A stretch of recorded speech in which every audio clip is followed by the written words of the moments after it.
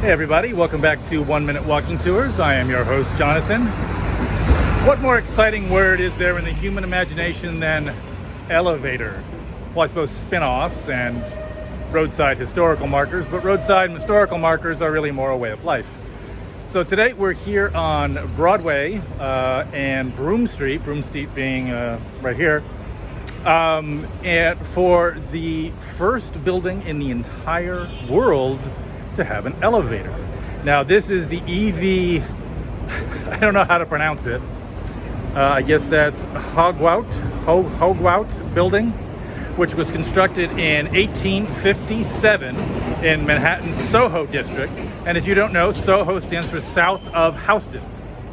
Now there's also a Soho district in London, but I don't know if that stands for South of Houston, but I'm going to go ahead and say it probably does. Now, the building, as I said, was built in 1857 by architect John Gaymore with assistance from Daniel Badger Architects, and they were an architectural and iron firm, or iron working firms. And that's important because this side of the building and this side of the building, this one facing Broadway and this one facing Broome Street, are the structural foundations of the building. They're both made out of arched wrought iron. So the arches in the windows, they provide the structure for the building because they're made out of iron. The other parts of the building are, I believe, made of wood, and this was a fashion at the time of the mid-19th century. Now,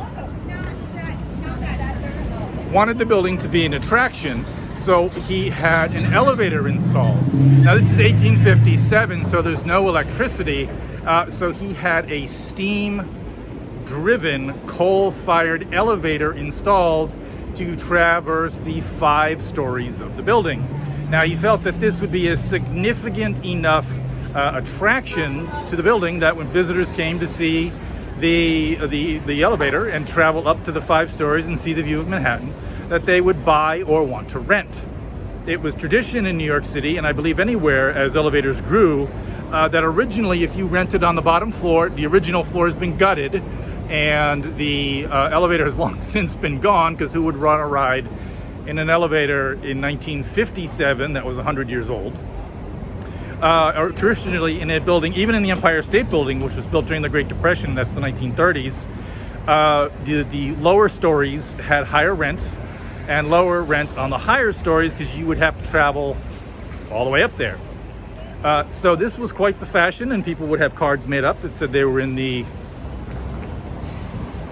building, and that was there for quite a while. Eventually the elevator would be reinstalled as elevators became more popular and more fashionable, and eventually necessary if you were going to have buildings that had businesses on all 5 floors. I lived in a 5-story walk-up more than once in my life, so it really was for businesses and so forth. And the elevator will allow cities, New York, London, Chicago, I guess Los Angeles, but they have more earthquakes there than they do here, to grow vertically and make more property available vertically, obviously, as opposed to horizontally, even as the city grew exponentially in all directions, as any city does. Now, godless Robert Moses, who I hate, wanted to make a interstate that ran down this road, Broome Street, all the way out through this way, out to New Jersey, which is that way. And he felt if you owned a car, you should rule the world. And this building was slated to be destroyed, as a number of the other iron buildings, or wrought iron buildings in Soho. Now that was planned in 1941, but eventually by 1969, the plan had been scuttled. The building has had landmark status. There is no marker for it, being the first building in the entire world to have an elevator. So it was saved, and frankly, Moses' plan to destroy New York City by turning it into a highway was eventually also scuttled. Now you're wondering, because I can hear you, what would an elevator cost to put in 1857? $300. Now I don't know what it costs to operate, because you would need someone to fuel the steam and coal and so forth. So this really was quite the speculation and quite the attraction. $300 was a lot of money in 1857. So let's hope it worked out for Mr. Haughwout. Anyway, so this building is actually obviously still here. You can come on by one day when you're walking down shopping on Broadway in the Soho district and have a look. I hope you enjoyed the tour, and we'll see you here soon on 1 Minute Walking Tours.